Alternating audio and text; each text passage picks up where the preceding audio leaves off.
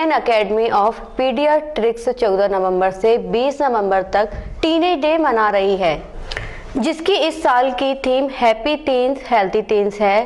Theme को लेकर हमारे संवाददाता ललित जैन ने आईएपी की अध्यक्ष डॉक्टर रश्मि गुप्ता और सचिव डॉक्टर प्रकाश वीर आर से बात की। आईएपी द्वारा एक वीक मनाया जा रहा है, टीन्स एज वीक। उसकी थीम क्या है, उसके बारे में हम पूरी जानकारी और चर्चा करेंगे।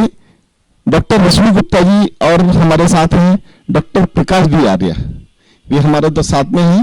मैं डॉक्टर रश्मि गुप्ता जी से पूछूंगा कि ये टीन एज जो आप वीक मना रहे हैं, इसकी थीम क्या है।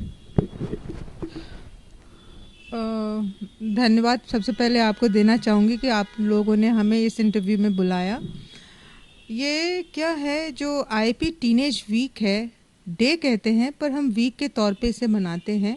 ये भारतीय बाल अकादमी जो हमारा है आईपी, जो कि दुनिया भर की सबसे बड़ी बच्चों की संस्था है, वो मनाती है। और ये जो दिन है, ये जो वीक दिन तो आपकी 14 जो नवंबर है बाल दिवस, उसके आसपास मनाया जाता है।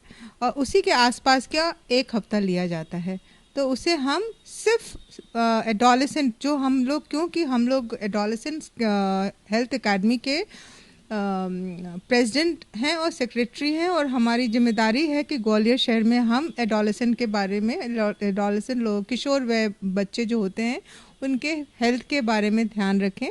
तो इस विषय को ध्यान में रखते हुए हम लोगों ने हफ्ते भर सिर्फ एडोलेसेंट के हित पे, किशोर व बच्चों के हित में कार्य करते हैं। और इस बार का जो थीम है हमारा, वो है happy tin healthy tin. Happy tin healthy tin. अब आप पूछेंगे ये क्या मतलब हुआ हैप्पी टीन हेल्दी टीन, क्योंकि आपको जो अभी जो कोविड एरा चल रहा है ना, इसमें देखा गया है कि ये जो डिप्रेशन, इसकी संख्या बढ़ती जा रही है। और आपको बता दूं, ये विशेषज्ञों ने बताया है कि अभी जो 80% जो बीमारी हो रही है, जो रोग हो रहा है लोगों में, बच्चों में, बड़ों में और सभी को, वो मेंटल इलनेस की वजह से हो रही है, क्योंकि वो खुश नहीं है। हैप्पी टीन का मतलब क्या हुआ, हम ये कहते हैं कि यदि आपका दिल खुश है तो आप स्वस्थ रहेंगे। ये आप लोग भी समझते हैं, आपका दिल खुश रहा, आपका मन खुश रहा, तो आप एक्सरसाइज भी करेंगे, योगा भी करेंगे, अच्छे से खाएंगे भी, और हर चीज़ को एंजॉय करेंगे। जैसे बच्चों को अभी पढ़ाई का बहुत लोड है, तो उसको भी एंजॉय करेंगे यदि उनका मन और दिल खुश रहेगा। तो हर बीमारी आजकल दिमाग से जुड़ी हुई है, ऐसा मानते हैं। और आपको मालूम ही है कि ये प्रतिशत बढ़ती जा रही है, सुसाइड की संख्या बढ़ती जा रही है। ये सब इसीलिए है कि सब मन से और दिमाग से जुड़ा हुआ है। इसीलिए बच्चों को खुश रखना बहुत ज़रूरी है, तभी वो स्वस्थ रह पाएंगे, तभी हम आगे की बात कर पाएंगे उनसे। मैडम, प्रश्न मेरा ये होता है कि आप बोलते हैं कि बच्चे खुश रहें, आपकी संस्था इस पर बहुत काम करती है कि बच्चे खुश रहें, लेकिन खुश कैसे रहें उसके बारे में कुछ टिप्स दीजिए। देखिए, हम कहते हैं बच्चों की जो लालन पालन होती है वो अथॉरिटेटिव होनी चाहिए, है ना। अथॉरिटेटिव मतलब ये है कि आप कोई भी काम करें तो पहले आप बच्चे से पूछें कि आप क्या चाहते हो, फिर उसी हिसाब से आपको हम कहते हैं कि बच्चों के आपको फ्रेंड नहीं बनना है। लोग कहते हैं कि फ्रेंडली रहना चाहिए बच्चों से, तो आप सिखा पाओगे। आपको फ्रेंड जैसा बन के रहना है, इसमें अंतर है। आप फ्रेंड भी हो, फ्रेंड की तरह पूछोगे, पर गाइडेंस आप पेरेंट्स की तरह दोगे, ठीक है। उस पर थोपोगे नहीं, उस पर ज़्यादा आप दबाव नहीं डालोगे, ठीक है। तो उसको कहते हैं ऑथोरिटेटिव पेरेंटिंग। अब ये ऑथोरिटेटिव पेरेंटिंग के अंतर्गत क्या हम लोग शुरू से ही बच्चों को इस तरह से पालते हैं कि वो प्रोएक्टिव रहे। करीबन 7 पॉइंट्स है इसके लिए, एडोलेसेंट बच्चों को किस तरह से उनको खुश रहना सिखाएंगे। तो उनको बचपन से ही आप उनको बोलिए, बताइए, सिखाइए कि वो प्रोएक्टिव रहे, माने एंथुजियाज्म रहे, उनमें उत्साह बना रहे। प्रोएक्टिव का मतलब ये है कि कोई भी काम आप आगे आके करें। जैसे घर में लड़कियों के लिए हम ये बोलेंगे, जैसे कोई मेहमान आता है तो चाय बनाने की बात हुई, तो आपको इस तरह से बच्चे को ट्रेन करना है कि बच्चा खुद ही उठ के बोले कि माँ मैं बना के लाती हूँ। हाँ? या फिर आपको स्कूटर ख़राब हो जाता है या कार ख़राब हो जाता है या सफाई करनी है तो आपका बेटा खुद बोले कि मैं करता हूँ। तो ये आपका जो उत्साह जो है वो शुरू से ही बच्चों में डालोगे तो ये बहुत अच्छा रहेगा। उनको उत्साह से भरना है, हर चीज़ में उत्साह होना चाहिए बच्चों में। दूसरा ये कि उनको ये सिखाना है बचपन से कि आप जो भी कार्य करो उसके लिए आपकी गोल फिक्स होना चाहिए। सबसे पहले उनको बोलना चाहिए आपको क्या करना है ये पता होना चाहिए और क्यों करना है ये पता होना चाहिए। ये बच्चों में डालो। बच्चे यदि वो मोबाइल से खेल रहे हैं तो उनको ये पता होना चाहिए वो गेम क्यों खेल रहे हैं और इससे क्या फ़ायदा है, तब आप कैसे खेल रहे हैं होता है। जैसे आप बच्चे अपनी कोई डायग्राम बना रहे हैं या ड्राइंग बना रहे हैं या कोई होमवर्क मिलता है तो उनको अपने दिमाग से सोचना क्यों कर रहे हैं और कितना करना है। गोल आपकी तय होना चाहिए कि कितना दूर तक पढ़ना है। समझ गए ना? प्रश्न मेरा एक और है कि और भी बात मैं बताना सोच चलती है, कहीं ना कहीं बच्चा अपने आप को डिप्रेशन में जाता है। मास्क हाईएस्ट मार्क्स आने के बाद भी कहीं ना कहीं उसे ये लगता है कि मैं कहीं ना कहीं प्रॉब्लम में हूँ। उतना मुझे जो मैंने सोचा था, कुल मिला के ये कि बच्चों में पॉजिटिव विचार कैसे आए, सकारात्मक सोच कैसे आए, उसे कैसा माहौल दिया जाए, उसके बारे में बताएं प्लीज। आपने बिल्कुल सही कहा कि भाषण देना तो बहुत आसान है पर उसको अमल करना बहुत मुश्किल है। ये आपने बिल्कुल सही कहा। पर ये अपने पेरेंट्स ही हम लोग ऐसा डालते हैं ना, हम लोग उन लोगों से उम्मीद बहुत रखते हैं। वो उम्मीद हम बचपन से ही रखते हैं उनसे कि हमारा बच्चे का ड्राइंग बहुत अच्छा हो, हमारे बच्चे को मार्क्स अच्छे आए, हमारे बच्चा उससे कम फर्स्ट नहीं आए तो बगल वाले पड़ोसी के बच्चे से तो अच्छा ही करे। ये हम डालते हैं ना। हमें उनमें ये डालना है कि आप जो भी कर रहे हो मेहनत करो, हमारे लिए आपका मेहनत ज़्यादा इम्पोर्टेंट है बनिस्बत की वो रिज़ल्ट। उनके मन में ये डालना बहुत ज़रूरी है कि एफर्ट्स ज़्यादा ज़रूरी है बनिस्बत की आपको उसका रिज़ल्ट क्या हो रहा है।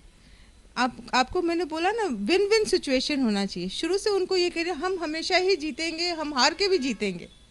ये भावना यदि उस बच्चे के मन में होगा तो आगे चल के ये कभी डिप्रेशन में नहीं जाएंगे। हम लोग उस जो रेस है ना, रेस में हम लोग खड़ा करते हैं।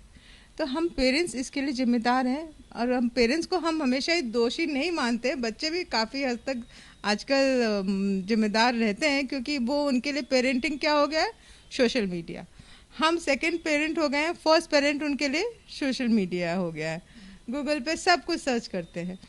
पर फिर भी हम यही कहेंगे कि उनको यही बताना ही है ना आपको कि आपको फर्स्ट आना ज़रूरी नहीं है और ये ज़िंदगी का रेस है ही नहीं। मैं आपको सच बताऊं, डॉक्टर प्रकाश और हमारा ये एक्सपीरियंस है, हम कभी टॉप नहीं किए 10th में, हम कभी 12th में टॉप नहीं किए। हम अच्छे स्टूडेंट में थे पर हमें ऐसा नहीं था कि हाईएस्ट मार्क्स आ रहे हों। और फिर उसके बाद यदि आप MBBS में भी टॉप करते हो या DM कर लेते हो तो भी ज़रूरी नहीं है कि आप है ना बहुत अच्छे निकल जाओगे। ये पढ़ाई बिल्कुल मायने नहीं रखती है। मायने रखती है कि आप ज़िंदगी में कितना सफल हो, आप कितने खुश हो। फिर वही आता है, आपको पास कम है या ज़्यादा है, आप ज़िंदगी से कितने खुश हो, आपको लोग कितना प्यार करते हैं, आपके दोस्त कितने हैं, आप कम में भी खुश रहते हो, दूसरे को खुश रखना जानते हो। ये ज़्यादा ज़रूरी है। आप भी समझते हैं ना, कोरोना में अमीर हो या गरीब हो, खा वही रहा है, वही सुखी है जो कि खुश रहना जानता है ना। तो ये बिल्कुल मायने नहीं रखता कि आपके 10th और 12th के मार्क्स, चाहे MBBS, चाहे आप इंजीनियर बन रहे हो, डॉक्टर बन रहे हो, इससे बिल्कुल मायने नहीं रखता। एक पान का दुकान, एक ठेले वाला भी उतना ही खुश है जितना कि है ना कोई बड़ा शोरूम खोल के बैठा है। समझे? खुश रहना बहुत ज़रूरी है किसी भी परिस्थिति में। मैडम, सुना है जंक फूड्स, क्या है ये? शुरू से सुनते आ रहे हैं कि जंक फूड से बच्चों को दूर रखें, बहुत नुकसान होता है, लेकिन उसके बाद भी बच्चों को वही पसंद है। ऐसा क्या है इसमें, प्लीज उसके बारे में बताएं। हमारी जो संस्था है भारतीय बाल अकादमी, इस पे बहुत अच्छी सी गाइडलाइंस निकाली है जिसको हमारे सरकार ने भी एक्सेप्ट किया है। इस गाइडलाइन को सरकार ने भी एक्सेप्ट किया है, इस गाइडलाइन को। तो इसके हिसाब से जो है ये जंक्स फूड किसे कहते हैं, जंक फूड के एक एक्रोनिम है। पहले जंक की स्पेलिंग होती थी JUNK। जंक का मतलब ये होता था जो कूड़ा में डालते हैं, जो डस्टबिन में डालते हैं, उसको हम लोग जंक कहते थे किसी जमाने में। आज फिर धीरे धीरे क्या हो गया, उसका नाम जो फास्ट फूड है, जो जल्दी बन जाता है, उसको जंक फूड बोलते हैं। ठीक है, हमारे भारतीय बाल अकादमी इसका नाम थोड़ा सा चेंज करके इसको जंक्स कर दिया है, JUNCS। हम कहते हैं कि जंक फूड बिल्कुल ही नहीं लेना है। इसमें कुछ भारतीय बाल अकादमी की जो गाइडलाइंस है, इसे मोदी सरकार ने भी एक्सेप्ट किया है। इसके हिसाब से आपको जंक फूड बिल्कुल नहीं लेना। कहना बहुत आसान है, बहुत मुश्किल है फॉलो करना फिर से।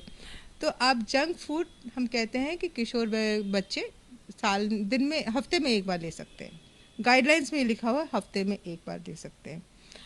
दूसरी स्थिति ये है कि आपको फ्रूट जूसेस बिल्कुल नहीं देना है बच्चों को। पहले जमाने मौसमी का जूस, अनार का जूस, इसे हम लोग भी जंक फूड के अंदर में लेते हैं। जंक्स जो फूड है उसके अंदर में लेते हैं। हम कहते हैं कि फ्रूट जूसेस जो है 2 साल से कम बच्चों को बिल्कुल ही नहीं देना है। ये नई चीज़ आई है, बिल्कुल नहीं। बोलते हैं ना कि 1-1.5 साल में अनार का जूस निकाल के दे दो, मौसमी का, ये बिल्कुल ही नहीं देना है। ठीक है, 2 से 5 साल के बच्चे तक को आप 125 ml पर डे देना है। ये क्राइटेरिया लिखा हुआ है गाइडलाइंस में। और आप 5 से 18 साल तक के बच्चों को आप 250 ml fruit juices is enough, उससे ज़्यादा देने की ज़रूरत नहीं है। ठीक है, और आपको ये कार्बोनेटेड, कैफिनेटेड, ये सब ड्रिंक बिल्कुल ही नहीं देना है आपको बच्चों को। क्या होता है carbonated, caffeinated, coloured, Pepsi Cola, Mirinda, ये सब जो होता है ना, जो वो कलर्ड में और भी बहुत सारे आजकल ड्रिंक आते हैं ना, वो कलर्स मिला के, और कौन कौन सी जो आने लगी है ना आजकल, कॉकटेल, मॉकटेल, वो सब कलर्ड होती हैं, वो सब बिल्कुल ही नहीं देना है। और हमारी IIP कहती है कि टी और कॉफ़ी ऑफ जनरल, वो भी कैफिनेटेड होता है। तो हमारी वो कहती है कि 100 ml पर डे आप है ना 5 साल से नीचे बच्चों को तो देना ही नहीं है बिल्कुल। फ्रूट जूसेस 2 साल से छोटे बच्चों को देना ही नहीं है बिल्कुल। These are the guidelines. आप भी समझ दीजिएगा, आप लोग भी समझिए अपने घर के बच्चों के लिए। और 5 to 9 ईयर्स तक आप 100 ml टी या कॉफ़ी दे सकते हैं एक दिन में। ठीक है, और एडोलेसेंट एज तक, एडोलेसेंट एज हम 18 साल तक मानते हैं। हाँ, तो एडोलेसेंट एज तक आप 1 कप दे सकते हैं कॉफ़ी टी पूरे दिन में। ये क्राइटेरिया है, गाइडलाइंस है। अब आप पूछ रहे थे ना कि क्यों वो लोग जंक फूड की तरफ अट्रैक्ट होते हैं।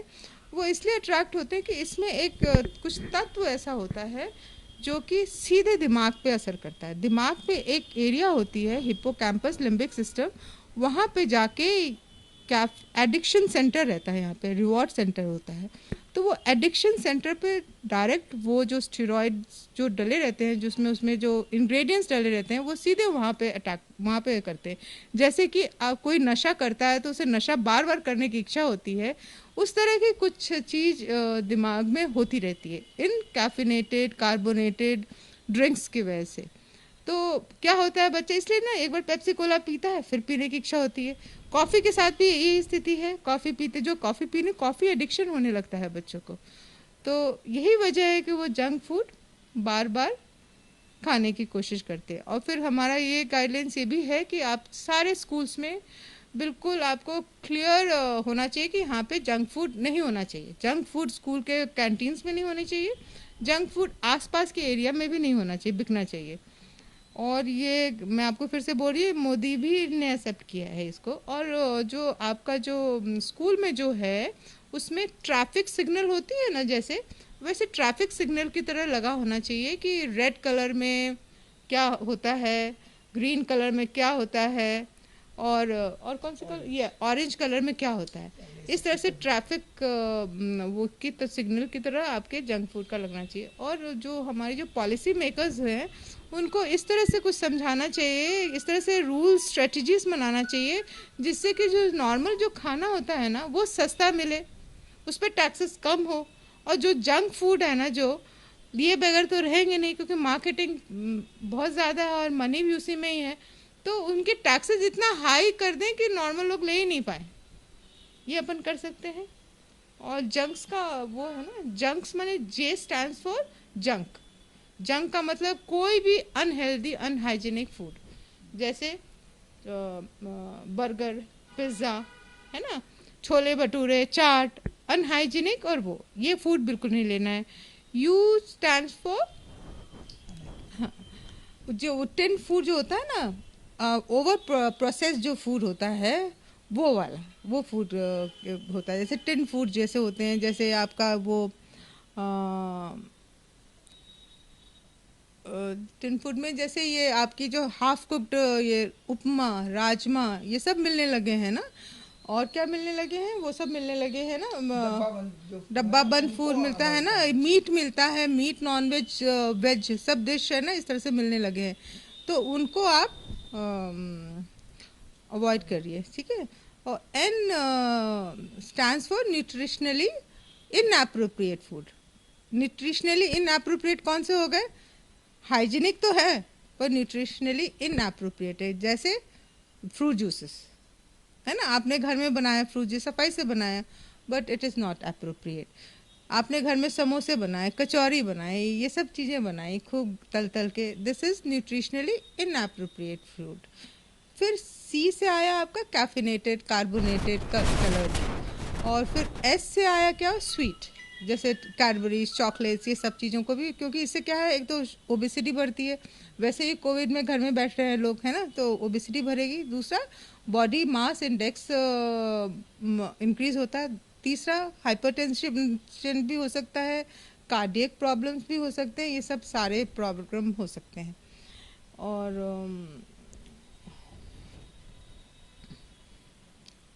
बस यही। एक प्रश्न है, बच्चों का लालन पालन माँ बाप को करना है। आप बाल अकादमी के बैनर पर, आईएपी के बैनर पर बच्चों के माँ बाप को ऐसा क्या मैसेज देना चाहेंगे कि इस कोरोना काल में बच्चे घर पर बैठ के हेल्दी हो रहे हैं, उनकी जो बॉडी कहीं ना कहीं संतुलन उनका बिगड़ रहा है, तो आपका इस बैनर के माध्यम से आप क्या लोगों को मैसेज देंगे जिससे वो कोरोना काल में अपने बच्चों को सुरक्षित रख सकें और हेल्दी रख सकें? एक तो वही जंक फूड को अवॉइड करना है, ठीक है ना, बहुत ज़रूरी है। बिकॉज आजकल सब अमेज़ॉन और स्विगी और जाने क्या क्या चल रहा है ना आजकल, तो वो वहाँ से खाना बनाना बंद करना है। दूसरा क्या, एक्सरसाइज और एक्टिविटी इंक्रीज करनी है। प्लेंटी ऑफ वाटर पीना है, पानी बहुत ज़्यादा पीना है। और जैसे फ्रूट्स, रॉ फ्रूट्स खाने की आदत डालें। और टाइम फिक्स करें खाना खाने का, क्योंकि वो घर में बैठे रहते हैं, 24 घंटे ही खाना खाते रहते हैं, है ना, तो वो आपको फिक्स करनी पड़ेगी। योगा मेडिटेशन तो है ही। नींद समय पे लेना है, समय से उठना है। मैंने सबसे पहले आपको रूटीन बनाना है आपको कि कैसे क्या करना है, और उनको बच्चों को खुद ही समझना पड़ेगा। आपको भी अपने माध्यम से समझा सकते हो कि है ना, कि इसके क्या नुकसान हो रहे हैं आप देखो। और एक बार जो ये हो गया ना, और आपको वेट लेना बहुत ज़रूरी है। कई बार क्या है, घर में बैठे बैठे पता ही नहीं चलता कितना वज़न बढ़ गया। यदि रेगुलर आप वेट लेते हो तो एटलीस्ट वीकली ले लो वेट, तो आपको पता चलेगा कि आपका वज़न कितना बढ़ रहा है। उसी हिसाब से आप कंट्रोल कर पाओगे ना, क्योंकि एकदम से बढ़ जाता है फिर पता भी नहीं चलता है। और फिर हमारे साथ डॉक्टर प्रकाश वीर आ रहे हैं, हमारे ऑनरेरी सेक्रेटरी, वो बताएंगे एक्सरसाइज, मेडिटेशन, योगा का क्या इसमें रोल है। Thank you madam. Doctor Prakash V Arya, sir, मैं आपसे पूछूंगा कि आपका जो थीम चल रही है, वीक चल रहा है, इसमें आप लोगों को मैसेज दे रहे हैं। एक्सरसाइज, योगा क्या है सब जानते हैं, लेकिन इससे बच्चों के जीवन में, नॉर्मल जीवन में क्या अंतर आता है? बच्चे कैसे खुश रह सकते हैं योगा के माध्यम से, इसके बारे में कुछ बताएं।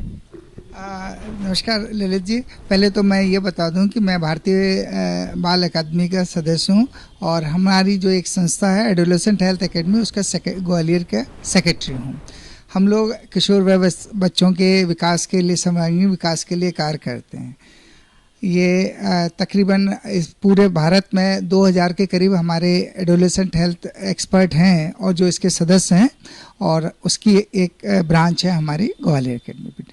अब जब आपने मेरे से पूछा कि एक्सरसाइज और योगा का खुश रहने से, बच्चों के खुश रहने से क्या संबंध है और किस तरह से ये खुश रह सकते हैं, तो ये बताएं कि जो स्वास्थ्य है ये ऐसी नेमत है जो कि भगवान ने हमें है ना बरती है, और ऐसा पाया गया है, कहते हैं लोग बाग कि है ना, अगर आपका शरीर स्वस्थ है तो हेल्दी माइंड में हेल्दी शरीर में, स्वस्थ शरीर में स्वस्थ माइंड का विकास होता है। तो अभी जैसे अभी कोरोना काल चल रहा है, कोरोना काल में हम लोग बाहर नहीं जा पा रहे हैं, मैक्सिमम बच्चे घर में रह रहे हैं, मोबाइल पे काम कर रहे हैं, एक्सरसाइज नहीं कर पा रहे हैं, तो ये बच्चों के डेवलपमेंट में कहीं ना कहीं रोड़ा अटका रही है। आउटडोर एक्टिविटी नहीं हो पा रही है, तो आप एक्सरसाइज आप घर पर कर सकते हैं।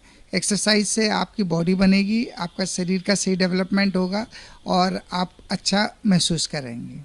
डॉक्टर साहब, आजकल समस्या देखी जा रही है, बच्चे घर पर ही पढ़ते हैं, मोबाइल पर पढ़ते हैं, और कुछ दिन में पढ़ते पढ़ते सुबह से लेके बच्चा शाम तक 5 घंटे 6 घंटे बैठा, और शाम को उसको लगता है कि मेरे गर्दन में दर्द हो रहा है या मेरे कहीं ना कहीं थोड़ी सी प्रॉब्लम बढ़ती जा रही है। तो इसके लिए अब क्या करें बच्चे?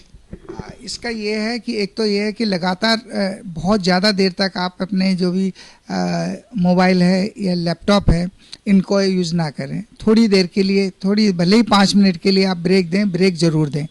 इसके अलावा आप बैठे हुए आप अपनी एक्सरसाइज कर सकते हैं। पोस्चर अच्छा रखें, बैठने के लिए आपकी जो टेबल है, आपका लैपटॉप है, आपकी आंखों के सामने रहना चाहिए, और पोजीशनिंग आपकी सही होना चाहिए। स्ट्रेट बैठ के आप देखें तो काफ़ी हद तक आप इन समस्याओं से निजात पा सकते हैं। डॉक्टर साहब, पहले कहा भी बोलते थे, जिनके पास जाते थे चिकित्सक समझाते थे कि बच्चों को मोबाइल से दूर रखा जाए, लेकिन आज स्थितियां बदल गई। अब बच्चों को हम चाहकर भी उनको मोबाइल से दूर नहीं रख सकते, क्योंकि उसको बच्चे को मोबाइल पर ही पढ़ना है, सारी स्टडी पूरी मोबाइल पर हो गई। ऐसी स्थिति में अब हम क्या करें?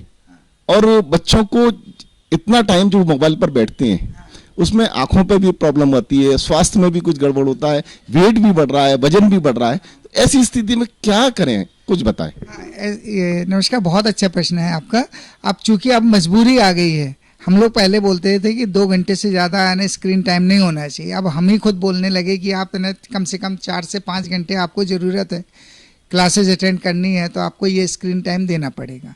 अगर आप स्क्रीन टाइम 4 से 6 घंटे दे रहे हैं तो आप एडजस्ट करें। बच्चों से हम सलाह देंगे कि आप जो ऑनलाइन गेम्स खेलना चाहते हैं उनकी तरफ ना हटके आप एक्सरसाइज करके उस दौरान अपना समय सही करें, तो ये काफ़ी हद तक आपको मदद मिलेगी। और जो स्क्रीन है, आप ये जो है मोबाइल है, जो वो छोटे ना होके बड़े मोबाइल हैं तो बहुत अच्छी है। जहाँ तक हमारा ख्याल है कि अगर आप लैपटॉप पे बच्चे लोग पढ़ें तो बहुत अच्छी है। पेरेंट्स से मैं रिक्वेस्ट करूँगा कि खर्चा तो ज़रूर बढ़ेगा आप लोगों का, लेकिन आपके बच्चों का स्वास्थ्य अगर सही है तो आपका वो पैसा काम आ जाएगा, तो बच्चे परेशान नहीं होंगे। बड़े मोबाइल, बड़े स्क्रीन वाला मोबाइल दिलाएं।